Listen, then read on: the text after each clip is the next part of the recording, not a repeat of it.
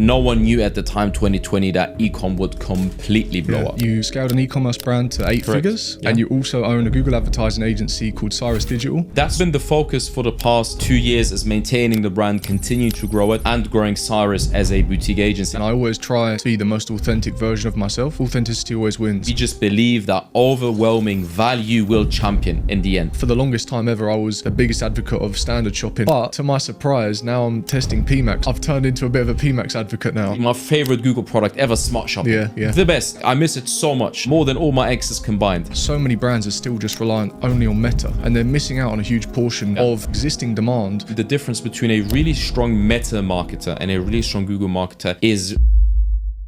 Welcome back to another episode of the TheoClarkePodcast, where I interview e-commerce entrepreneurs. Today's podcast is sponsored by Commercive Fulfilment, and I had the pleasure of speaking with Aran Ghotbi. How are you, brother? Very good. How are you? I'm very well, thank you, my man. And I want to say thank you for coming to the podcast today. Yeah. I'm really looking forward to this conversation. There's a lot of overlap, I feel, in between what me and you do. Absolutely. In that your background is 10 years as a performance marketer, or at least in the advertising space. And maybe we can get into a little bit how it all started. For sure. But I guess just to highlight some of your recent accolades or achievements. You scaled an e-commerce brand to 8 figures that you're a co-founder of, called Ep.21. Very true. Yeah. And you also own a Google advertising agency called Cyrus Digital. Correct. I keep wanting to call you Arian Cyrus because it's your IG. The handle, exactly.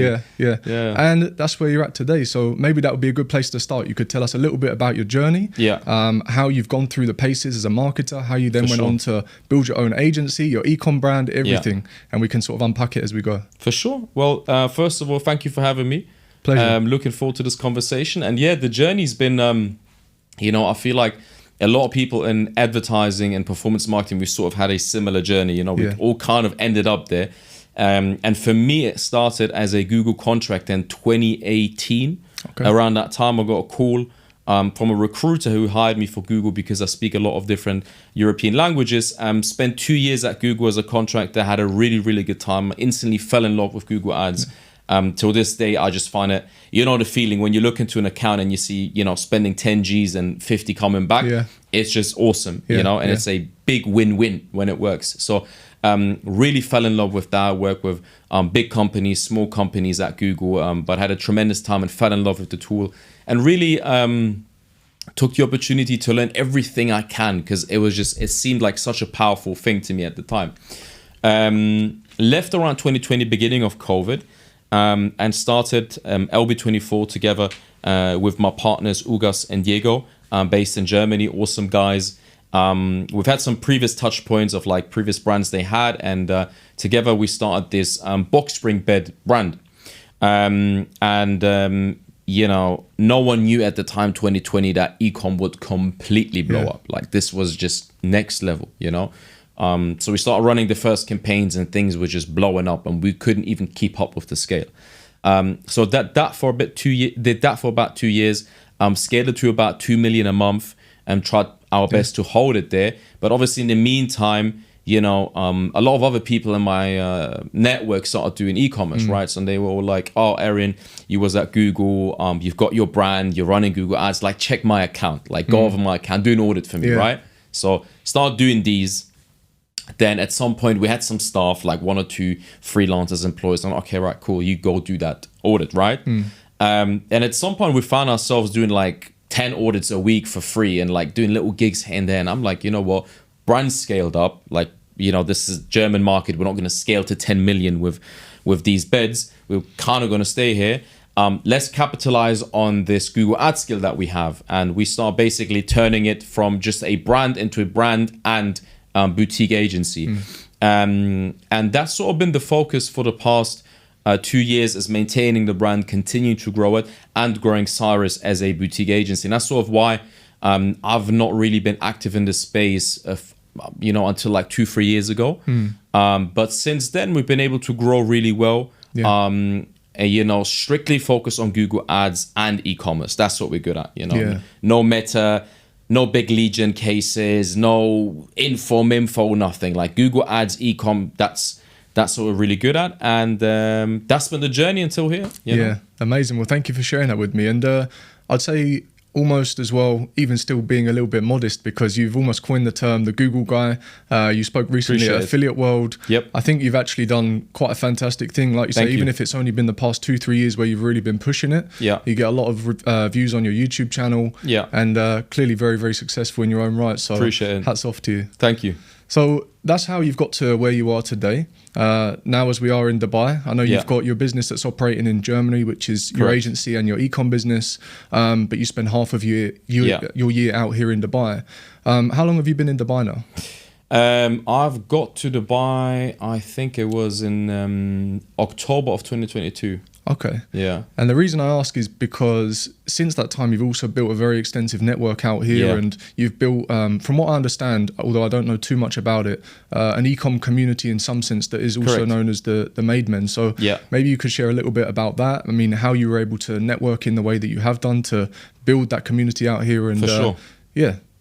So it's been very interesting. It's been a very interesting journey, and Dubai's been a very, very interesting part of it.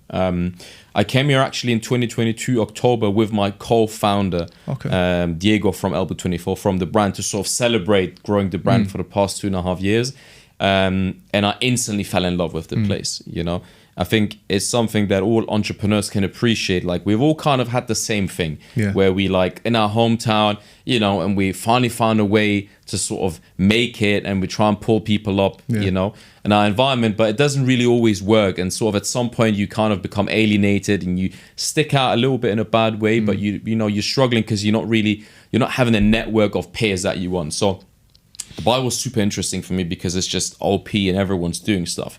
So really had a really good time here over the past now 3 years. Met some people that, you know, played a pivotal role, entered my life and played a pivotal role.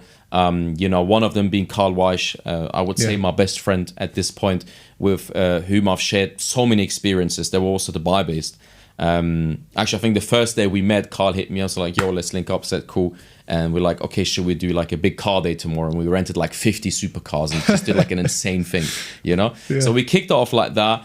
Another good friend of mine is Tam Khan, owner of TK MMA. Also been, you know, really good friend, and also in a way, you know, on a personal level, learned a lot from him, and also through him tapped in obviously into a massive network of influencers and fighters and all that kind of stuff. So those two people really played a big role in my life here in Dubai, and just you know, allowed me to get to know the city, get to know the people, make somewhat of a name. And that's sort of where Made Men came from, because Carl and I, we sort of had that ecom network. We know everyone, most people know us. And then obviously in Dubai, obviously knew also a lot of people, and we decided, you know what, let's bring everyone together. Like, I don't know if you've been to any ecom events, but I've been to a handful before doing Made Men, and they were horrible. You know, it's like you go in and like within 5 minutes you know, you're being sieged by like 5 business development people who try and sell you stuff you don't need. It feels very corporate. Horrible. Whereas I find the closer sort of networking groups or the masterminds are really where the value is shared, and it's less sales, more value, and value leads to sales anyway. So 100%. You know, everyone wins. Very important what you mentioned. I think that's like, you know, on a front end, Made Men stands for different things, but in the back end, I think that's really, you know, the core value that Carl and I have. Like, I agree with you. I think masterminds, like paid masterminds especially, you can get a lot of value from them, but still they're like 5K, 8K, 10K, 20K, insane prices. And more time, there's like a few value nuggets and 1 or 2 cool people, and the whole thing is just a pitch for a bigger annual mastermind. So we trying to do everything different with Made Men. So first of all, we challenge that whole thing. Like, it's extremely vetted. Like, hands down, I've not been at an event with high caliber people. Like, when we do a mastermind, it's 38-figure brand owners, and there's not a single service provider. Like, we've had agencies offering us, you know, triple the price, quadruple the price. We do not let anyone in who's not actually from the ICP. No one's allowed to pitch, and actually we don't pitch. Like, we haven't sold a single flipping thing on any mastermind. We just give. And even the talks that we do, more time, Carl and I, we create assets and video courses that are completely free and give them away from people. Because one thing that Carl and I combine is we have a very strong abundance mindset, and we just believe that overwhelming value will champion in the end. So that's kind of been the philosophy that we've pursued with Mademen, and I think we've been able to do something unique. And do you think Dubai helped shape that mindset, that abundance mindset? Because that's how I always describe Dubai to people, especially thinking about the small seaside town that I'm from. Yeah. There's so many limiting beliefs, some that I even had that I didn't even realize until coming here. It just reshaped my perception on how I do a lot of things. Yeah. And it's the one key word that I always relate back to Dubai is abundance. And you can use that term in many different ways, whether it be a monetary value, but you're relating it back to value. And I like that. And it's almost like the Alex Hormozy approach where he describes it as give, get. Like eventually you keep giving value, you keep giving information. Ultimately, it's going to come back to you. And I think that's exactly what you're saying right now. Yeah. I think it's even like for me, and I think like for Mademen, for me, for Carl, it's even deeper than that. I think it's even like that abundance mindset is even deeper than that. It has to do, it starts at sort of your values and your self-perception. Me personally, I do not value money to the point, or I do not value money more than my reputation. Integrity. In my integrity, like I always value myself and my reputation and my integrity over money. And that's like a core thing. Like I would feel like if I was doing an event or anything or any endeavor, and sort of in a discreet or non-transparent way, my secret objective was to make a lot of money and I don't say it, that wouldn't feel good to me. I don't think it's the best way to operate. Like people like myself, we a lot of times we spend too much and we're too generous, but that's just who we are. So I think it's a lot about just that mindset originates just in your nature and how you prioritize things, I think. Yeah, I'd like to say I relate to that in a lot of ways, and I always try to just be the most authentic version of myself. Yeah. And I feel like authenticity always wins. As long as you're 100%. Authentic and you're genuine, it will go a long way. 1,000,000%. Even making money. Like I find it like the cringiest thing, like the thing that makes me really like cringe really badly is when someone's trying to like pretend to be friends with you, but they're actually trying to sell you something. Yeah. It's so horrible. Like you can tell. You can smell it. You know? And it's like sales is very normal. And like I think you should normalize selling transparently. Like sometimes I speak to brands and like if I'm not interested in working with them, I will not chat to them just because they're a brand. I will mug them off quite badly sometimes, frankly. But if I like them, I will tell them, I'm like, hey, like you're like, bro, like real talk, I like your case. Yeah. Like I actually want to work with you. Like jump on a call with me. I want to work with you. Yeah. I'll tell people that, you know? And if they come up with these like weird, like sometimes you talk to people and they're like, oh, maybe we can do a deal where you get 3.81% if this. I'm like, bro, I'm trying to do that. I'm trying to make money. I'm trying to make you money. Let's figure out how we can both make money. And I think establishing that transparency, be like, yo, I'm trying to make money with you. Let's do it. You're down. If you know your service in the back end or your product is good, you can do that. And I prefer that a lot more to that like covert sort of cringe way of doing it. Yeah. I think it's the best way. It's just being direct and upfront. Yeah. You cut all the fluff. You save everyone a lot of time. It just gets authenticity, the job done. Man. People buy into it. People like it. For sure. Yeah. So those clients that you do decide to take on, maybe that's a good segue into, you could talk a little bit about how you're delivering on some of these clients. I know you serve quite a lot of different niches from what I understand. You've got case studies in beauty. Your own brand is with regards to luxury bedding. Luxury beds and furniture. So maybe you could talk about a few of the different niches that you serve, or maybe it is just D2C ecom in general. Yeah. I saw something on your story recently that I really liked. You did a breakdown of sort of like 5 different strategies that you'd implement. So if you were in the health niche, this is the structure that I would implement and this kind of things. Maybe that would be a little bit too in-depth for the pod, but maybe you could breeze over it, like the clients that you serve, the industries that you serve, what you see working well, and we can go from there. For sure. So it all comes down to the team that we have. So at Cyrus, I think one of my favorite things about the business is the retention we have in terms of employees and in terms of clients. Like, don't get me wrong, there's churn on both sides. Some of it initiated by us. You just, sometimes it's a match, sometimes it's not. But the core people that are really important, they've been with us for years. And I think that's where it stems from. That's why we don't specialize in one particular vertical, because what I'm saying is we have people we have some SEA managers that are just really good at health products or at beauty products, and they've been doing it for years and they've been with us for years, right? So every beauty case we have, we shift it to them, right? Any furniture case, it's the same guy doing all the furniture stuff, unless obviously there is like a non-compete stuff. So that's why I believe we haven't niche down on like one particular area, because we don't need to create an SOP that's very intricate for all these different areas, because we have experts for different areas. And also shout out this point to the whole team, Kevin, Stefan, Tule, everyone, best guys. But yeah, I think that's the key behind it, right? Is that we just have really strong people, and they've retained their clients really well. Like, one of the things I advocate is, I tell the media buyer and the client, I want you guys to build a close relationship. I want my media buyer to have a personal relationship with the client, to the point that if they're in the same city, they will meet up, right? And, you know, when you do that, when you have someone who's been doing that for like 5 years, and he's worked with the same clients from the same niches for 5 years, he knows it can, talk about, vertical experience like this, you're not going to find someone better at beauty than that guy.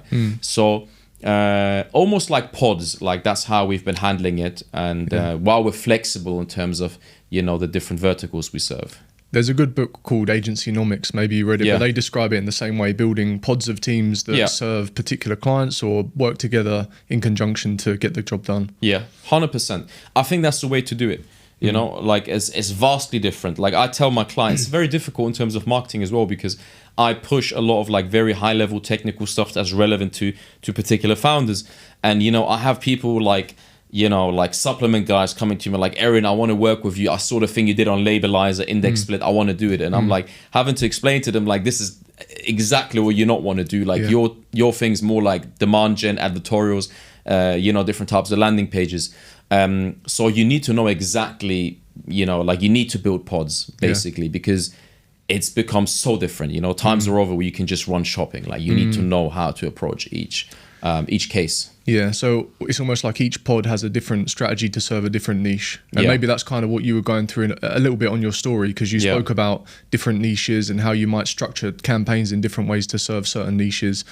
Using similar strategies to what you just mentioned, PMax and Advertorials, or demand gen and YouTube. Running an e-commerce business comes with many different challenges, especially when it comes to order fulfillment. Late deliveries, high shipping costs, and customer complaints can negatively impact your business, potentially leading to payment processing holds that will eat into your profit margins. That's why I'm excited to introduce you to Commercive, our sponsor today.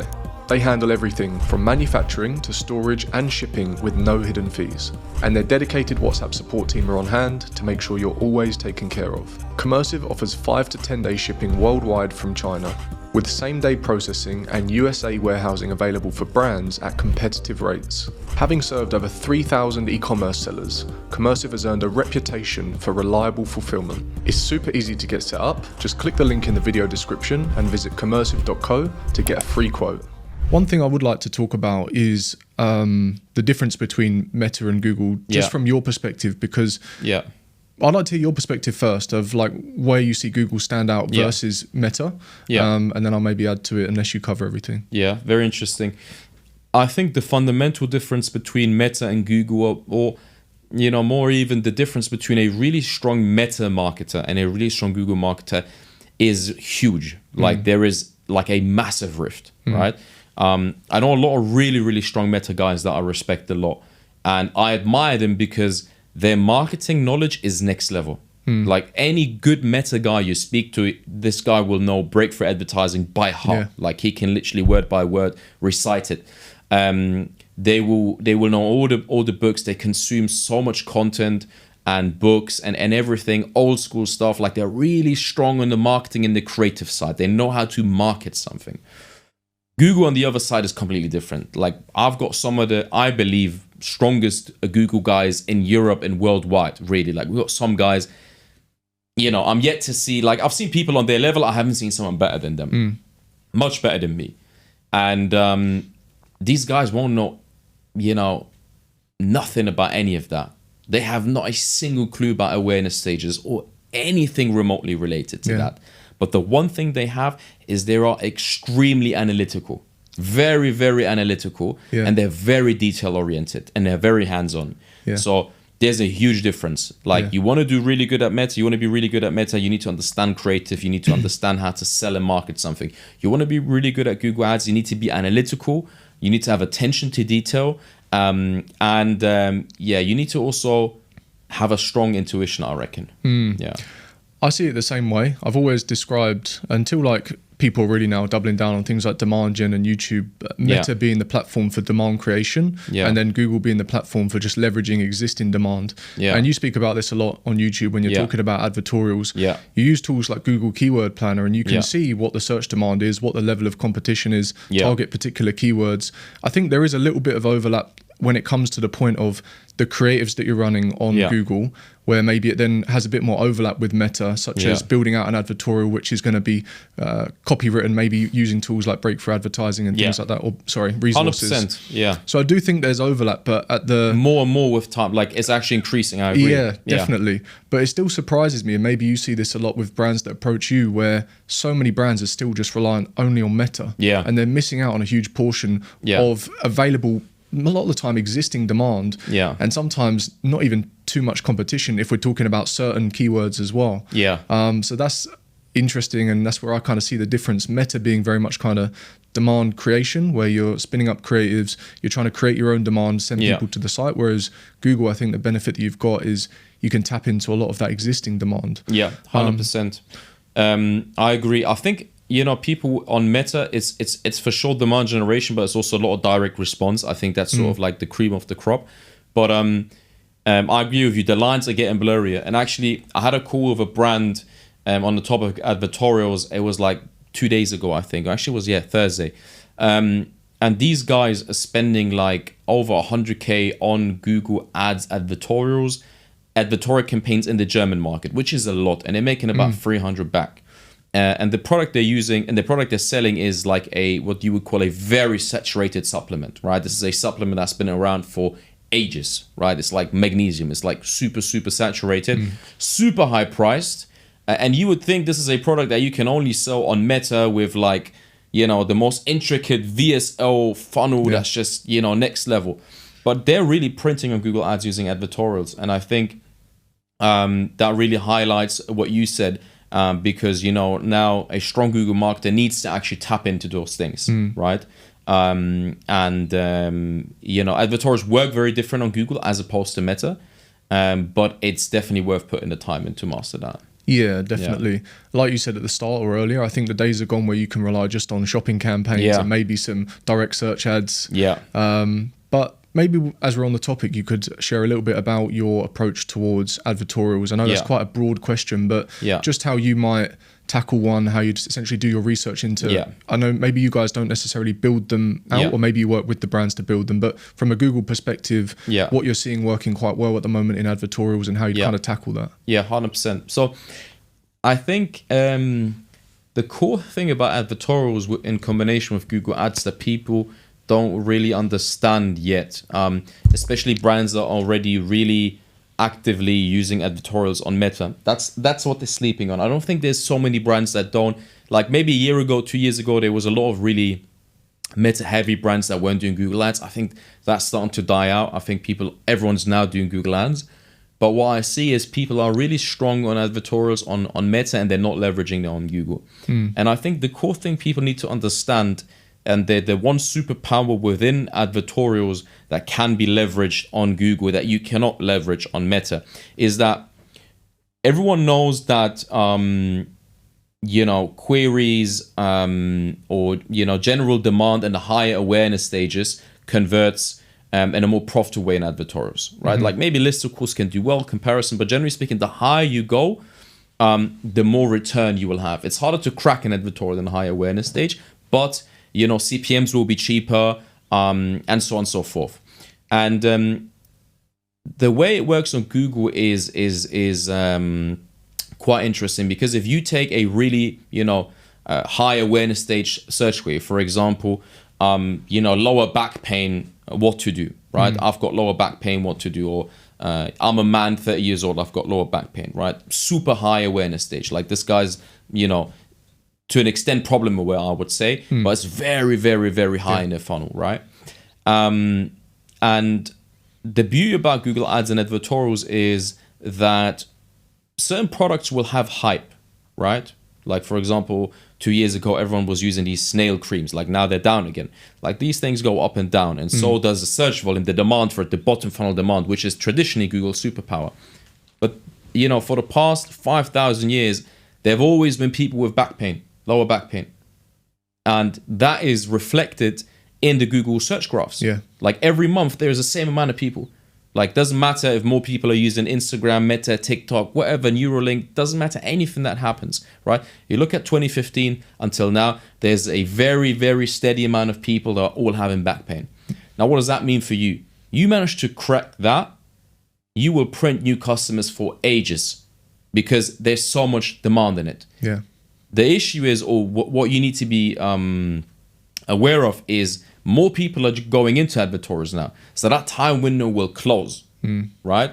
But I think you've got another 5 years, maybe 10 years to get into it until sort of big corporate, you know, starts leveraging similar stuff to capitalize on that, you know? Yeah. And, you know, once you crack it on a high awareness stage on Google, you will print for a very, very long time. Yeah. It's because the consistency, right? Yeah. Or as you can see, you can look at Google Trends and see that search term data. Yeah. Maybe it's even increasing with regards to demand month on month or year on year. Yeah. So you're right. If you can tap into that, you're not reliant on the bottom of the funnel anymore, Exactly. which is where I think most people start with Google. And it's where I'd always advise starting is capture that demand that's already there, the low hanging fruit, but then work your way up and start adding more fuel to the fire and generating more demand or awareness capturing more demand and awareness from the top of the funnel. 100%. What else was I going to say with regards to that?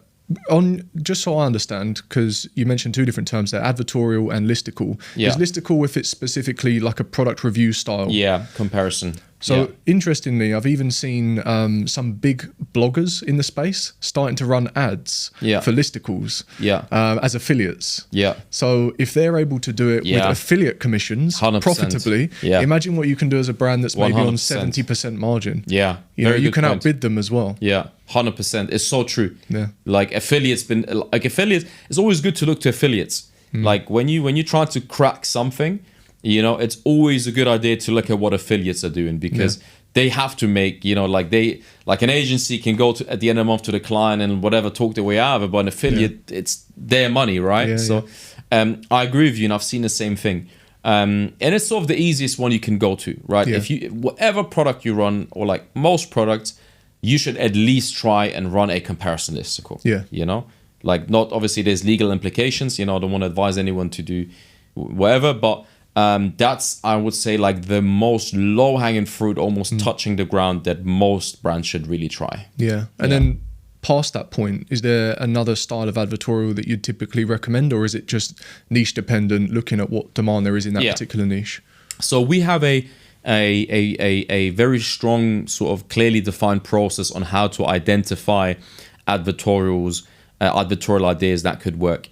And after, I think the listicle is always the easiest thing that you can do. Obviously with beds, it won't really work as much, but like something like traditional advertorial sort of brands like, beauty and supplements and stuff, that's the go-to.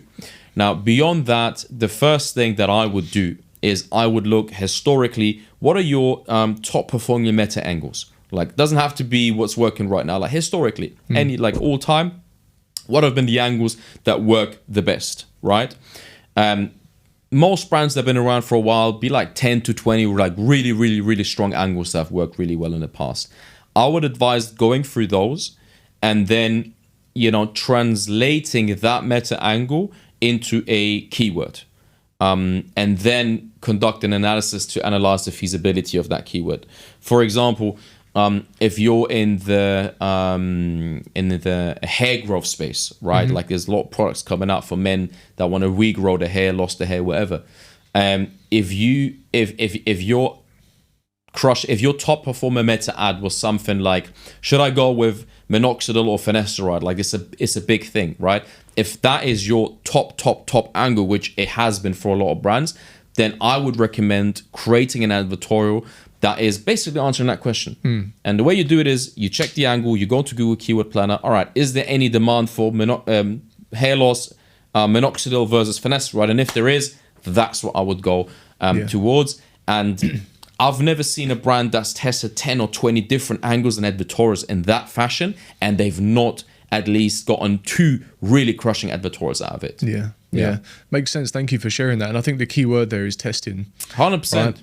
I think we do have a benefit with Google in that maybe you don't have to deal with the constant creative refresh that you have on Meta. But there are still things that you can test on Google outside of, creatives. No one's testing. Like, it's the easiest thing in the world and no one's doing it, you know? Like, if you, it's what I always tell the brands. It's like, just take, run an advertorial campaign, put $1,000 into it, and just test the advertorial, see if it works or not. Like, it will get you in the in the D2C context, the most high CPC keywords will be maybe $2.50 that you would target with an advertorial. And I would say that's an outlier. That means you can still get a 250 highly relevant, 100% relevant clicks for that particular angle. And that is totally enough to test it. So I agree with you. A lot more testing needs to be done, and people need to stop being lazy on advertorials. It's one of those things. It's like sales. You cannot outsource it. People ask me, Aaron, can you do advertorials? I cannot. Like, I don't understand your product well enough to create a good advertorial. It's like sales. You can't, outsourcing sales is always problematic. Same as advertorial. The brand just needs to go in, put the time in, crack it yourself. Ideally, the founder, unless you're 200 people company, crack how to do advertorials, get some expertise on it, build the SOP. And if you do that and you bust that 20 advertorials and 5 every month, then I'm 100% sure it will play a big role in your acquisition long term. For sure. And like you said, if you're a founder of a brand or a business and you've already got existing data on Meta, you know what your angles are, you know what your pain points are, you know what's worked well, you know what creatives work well. Bro, it's easy. It's just a Sunday, right now it's 6 p.m. It's just on a Sunday, 6 p.m., sitting down 6 hours, just bust that 6 hours understanding how to use Funnelish.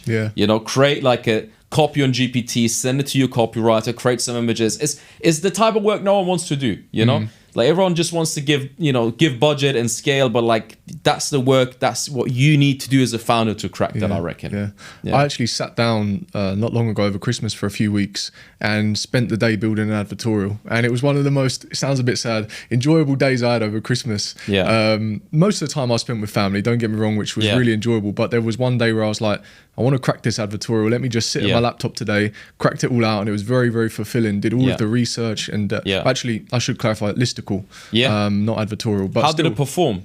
Yeah, very, very well. So it worked. Click through, first ever advertorial I've written myself.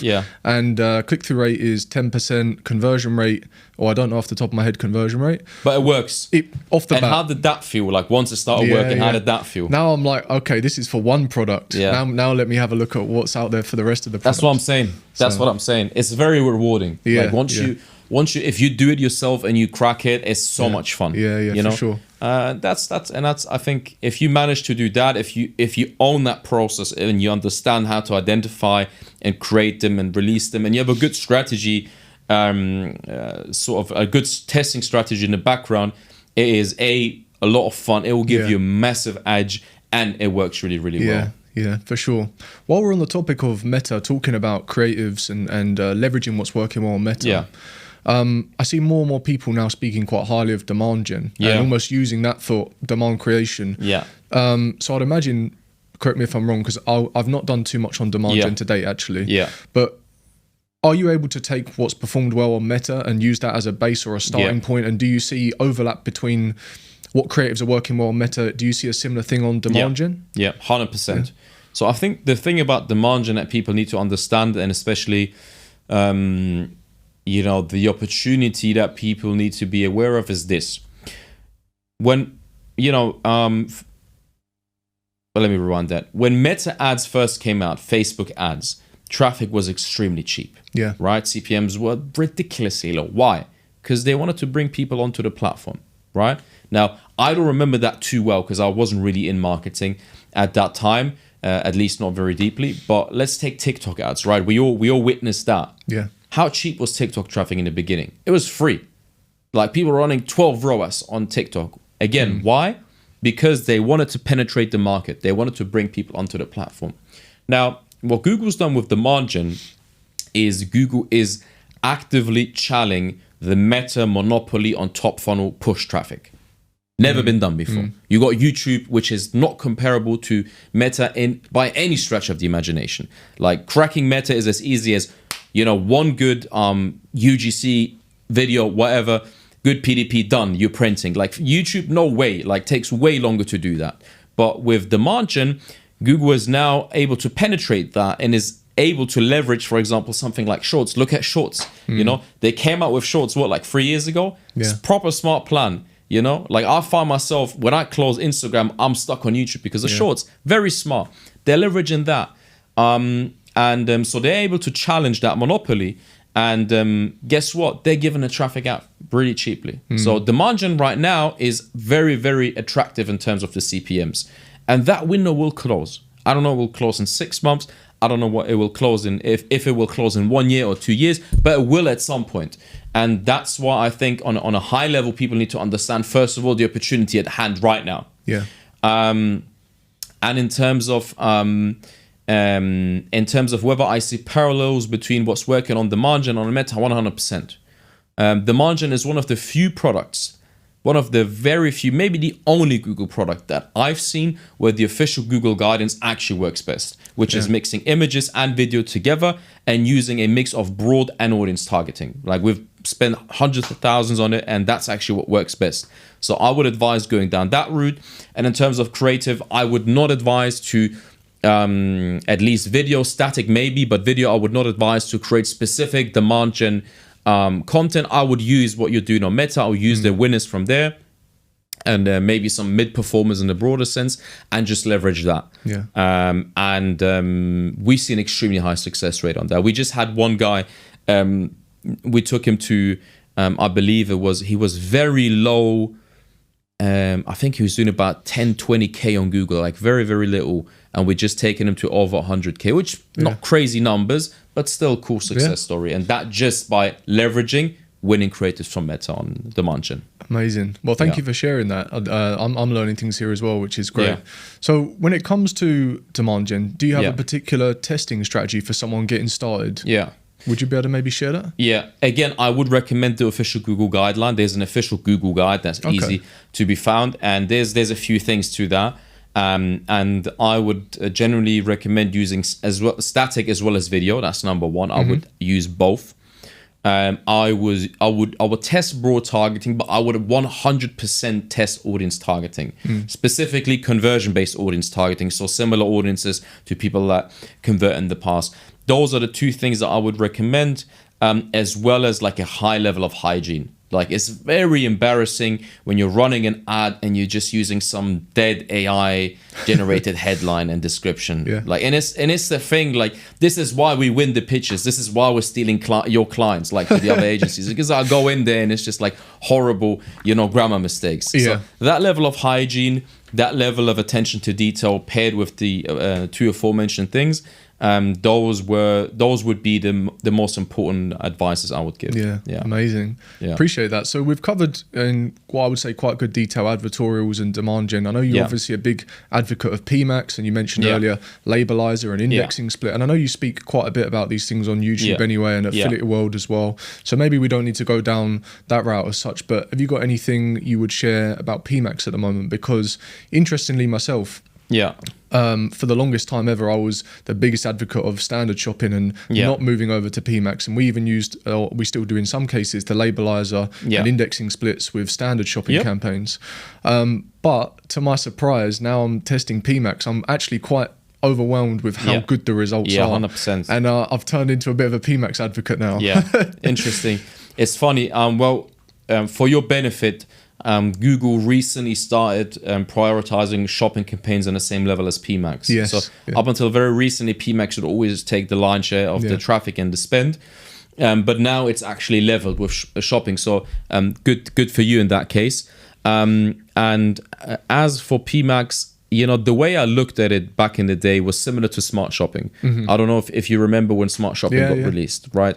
So back in the day, you only had standard shopping. Smart shopping came out, and everyone's like, "What is this nonsense?" Like everyone knew smart campaigns back then, and it was the most stupid thing ever. So everyone's like, "No way!" Like anything called smart, I don't want to touch it, right? So everyone was super skeptical, and then it was like around the same time where people like, "Hold up, like I'm using smart. Like what shopping campaigns working best for you?" And it's smart shopping. Oh, me too. And people started catching on to it. Till this day, my favorite Google product ever, smart shopping. Yeah. The best. Like I miss it so much. Like. Yeah. More than all my exes combined. But and that's I saw the same thing. I'm like, we all, when PMax came out, same like smart shopping, control got taken away, highly algorithmic stuff, I can't do stuff. Everyone's skeptical. Luckily, we have a really strong team, very veteran team, and everyone on my team was like, don't worry, like this is going to work out really, really well. And same thing happened here, right? And we find that PMax, as we're moving forward, is getting better and better and better and better and better. And frankly, I do not know of any account at the moment that is doing better with standard shopping as opposed to PMax. Yeah. Like maybe one or two like very niche things where you're like targeting specific manufacturer part numbers, whatever, things like that. But generally speaking, PMax is the top dog right now. Do you find that also to be the case with higher ticket products? And I mean, almost like your luxury beds, or the 1K, 2K, 3K. Yep.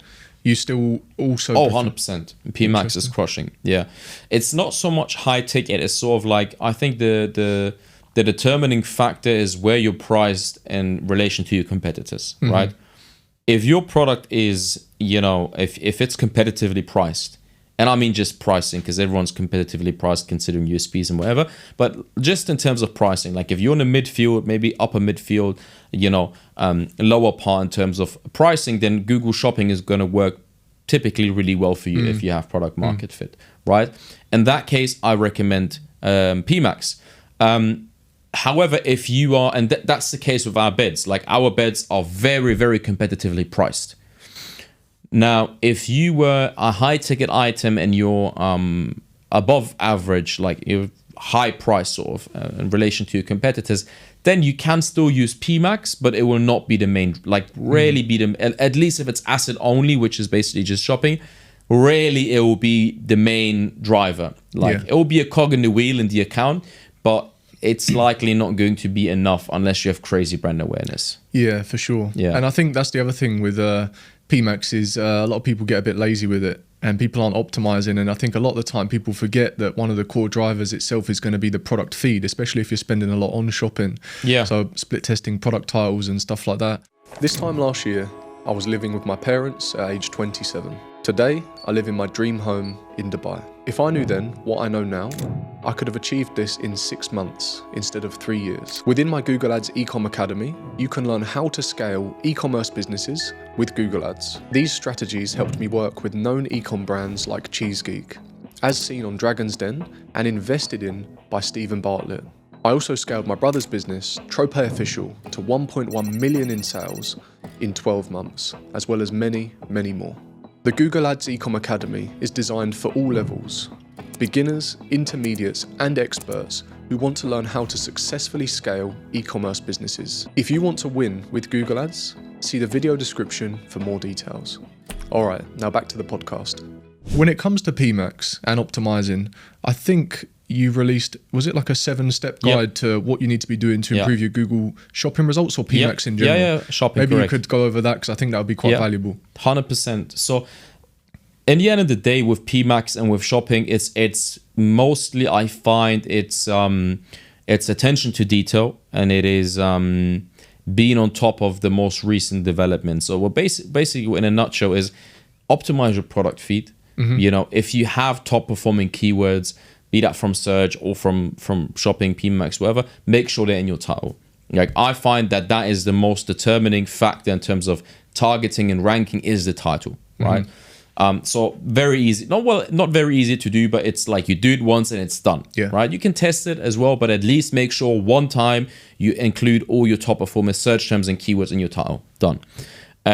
Product ratings, like I think there's zero excuse for anyone not to have product ratings. I know it's difficult to set up. but like having those rating stars, I think is very important. Yep. If your competitors have them, you must have them. If your competitors do not have them, it's a tremendous opportunity. So that's the second one, which both are sort of just, you know, due diligence and attention to detail. I think those are really important. If you're in Europe, CSS, no brainer, 15% CPC discount. And I think if you have anything above 20 to 50 SKUs, using the labelizer script makes a lot of sense. Like, you should at least look into it. Sometimes there's cases where it doesn't make sense, but most of the time, especially if you have something where the performance is diversified over multiple SKUs, such as fashion, like then or furniture, definitely you should look into an index split. Yeah. And lastly, I would say use a PMax Insight script. There's one by Mike Rhodes, which is really, really good. And that allows you to see the share of, like, you know, what share of your traffic, because PMax can go into shopping, it can go into search, video, etc. It allows you to see the split, you know, where's the revenue and cost coming from. It allows you to see search terms and things like that. So those would be the most important things I would recommend for someone to do. Yeah, I think you hit the nail on the head. Yeah. I don't think I would add anything to that. It was spot on. Yeah, really, thank you for sharing that. So when it comes to optimizing product titles, do you use any tools for that, for A/B testing and that kind of stuff? Yeah. So I think the best tool to use for product title optimization is the one that your Google Ads Manager knows well. Like we have different people in the team that are strong with different products. We have someone that's really, really strong with Channel Pilot.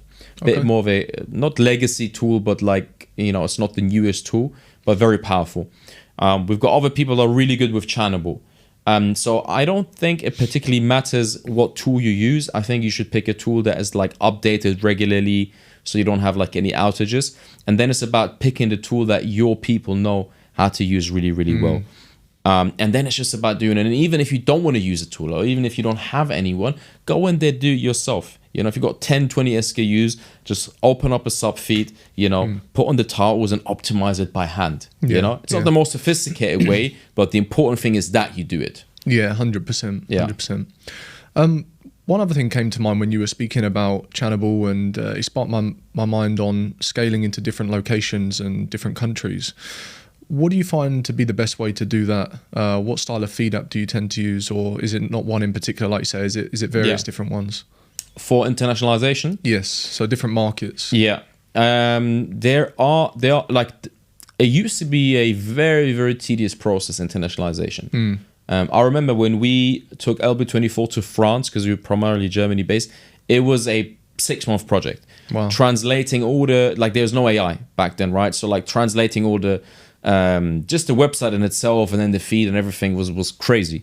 Q&A and that, etc. So now there are so many AI tools that you can leverage in order to translate a website and also your feed.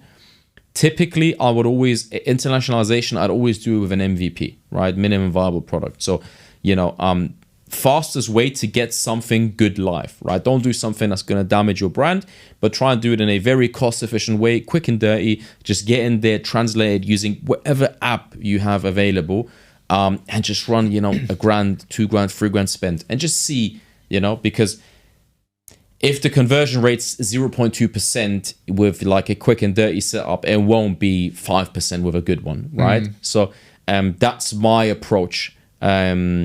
You know, less thinking, more action, do it quickly, see if it works, get the benchmarks, and then decide, all right, do we want to further pursue this, or do we focus on what's been working? Yeah, so just acquire some initial data, throw it in there quick and fast, see if it works, and if you're onto something, double down. Exactly, like you will able to see, like as I mentioned, if it's 0.2, it won't turn into 5. Yeah, you know, and if it's 1.8 or if it's 2.2, whatever, you know, all right, this will probably work. Yeah, 100%.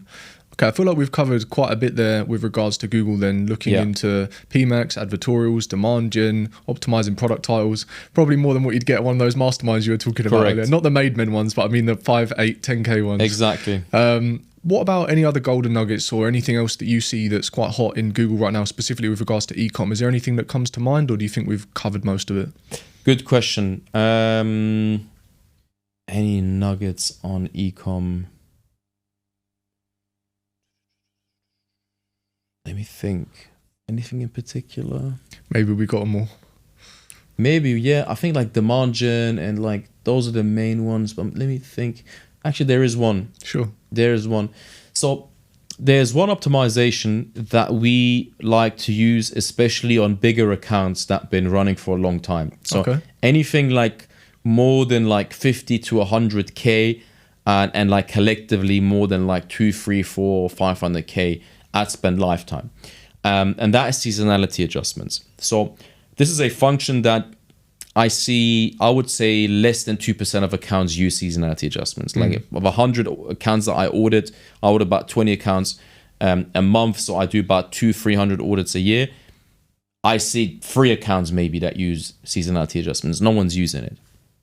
And what seasonality adjustments do is they allow you to somewhat manipulate the algorithm in a way, because you do not have full control over your spend. Like you can up the budget and Google will spend a bit more, but if you have like a 1,000 budget per day, it's very difficult for you to influence what day you over and you underspend. Like Google will go 10% up and down here and there, but you cannot influence it beyond that, right?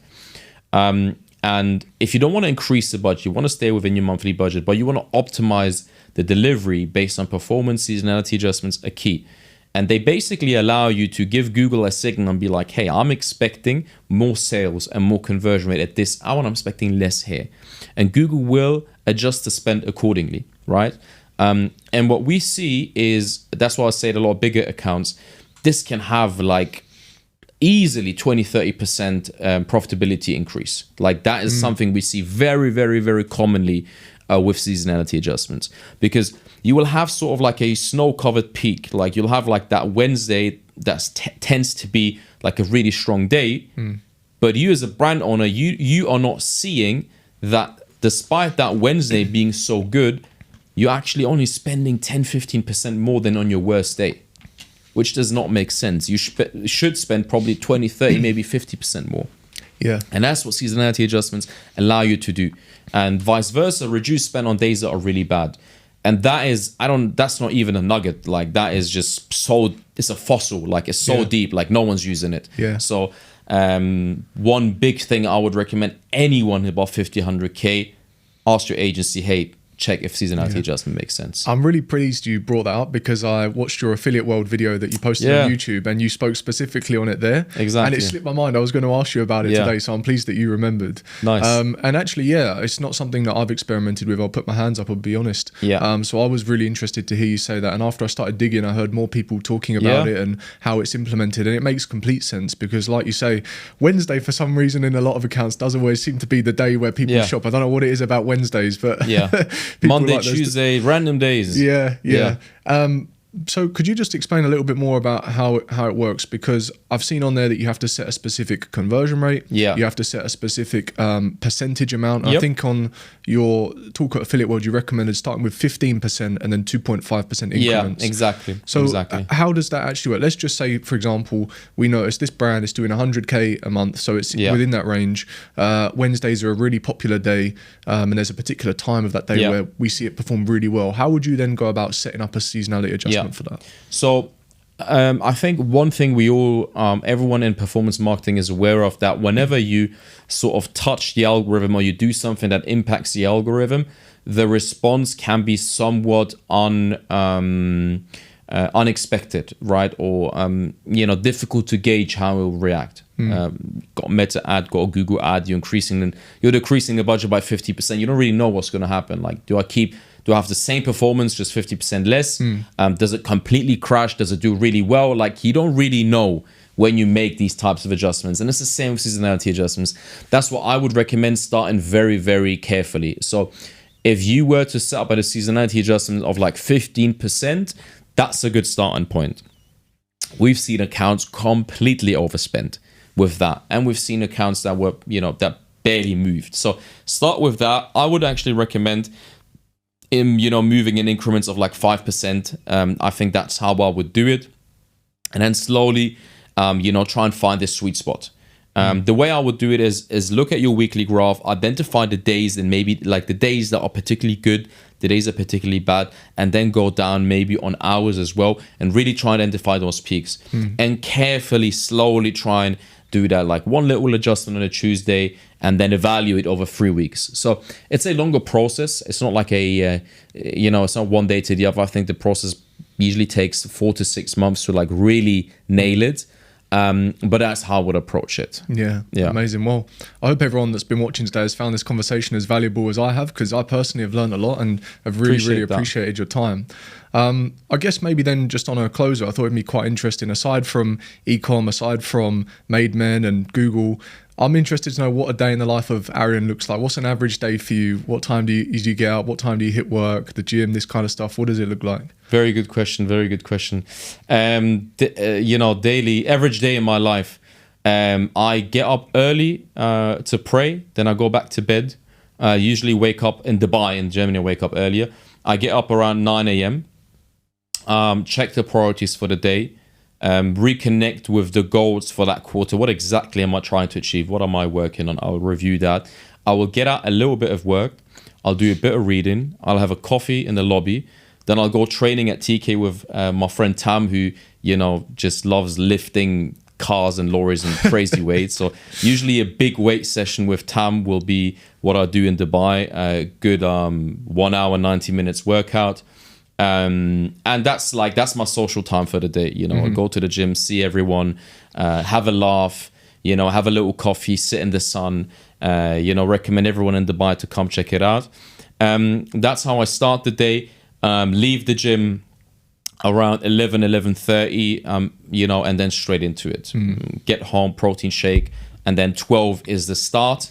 And then it will just be, 12 till 9, 12 till 10 p.m. It will just be pure grind. And the way that I do it is typically I do my deep work in the mornings. So I don't like to take any calls. So my deep work is all centered around my goals, right? I've got my goals for Q1, and what I work on in my deep work slot is that particular goal, right? So I will not do any calls unless it furthers that specific goal, right? I won't meet anyone. I won't do a call, nothing. And that's the first half of my day. The middle of my day is dedicated towards team calls. I'm a huge believer in mentoring and leadership. I love the people that work for me. I like them a lot. I want to speak to them. I want to be in sync with them. So I will speak to them around the sort of the mid mark of my day. I will have a few internal meetings just to check in, just to adjust, make sure everyone's got the support that they need, and share news with them, etc. That's sort of the middle section. And then the last part of the day is typically sales calls. So anyone who's interested in working with our agency, discovery calls, they take about 2 to 3 hours each. I'm doing myself a disservice calling it a sales call, because it's not. It's a 3-hour session, and we will dissect the living hell of the Google Ads account and explain our process. So typically I'll do 1 or 2 of those per day. And once those are finished, that is when the work on the brand starts, right? So I review the day's numbers, highly KPI driven. I check everything that's happening, and then I check the different teams. How's customer support doing? How's email doing? How's Google doing? And then derive some decisions that need to be done there. And I do the same thing for the agency. So yeah, gym, deep work, team, sales, KPIs. Yeah. Amazing. I was going to say, I think this could have been a 2-hour podcast, this one, because that's just sparked a whole nother side of, your knowledge that we didn't even tap into about running an agency, a team of 20 people, taking discovery calls, sales calls. I think there's another wealth of knowledge that you could have dropped on that side. So, but I want to thank you for the time that you've shared with us today. I myself, like I said earlier, found it extremely valuable. Appreciate it. No doubt everyone else will have as well. And thank you again for coming on. Thank you, Theo. Thank you. Thank you, brother. Nice one.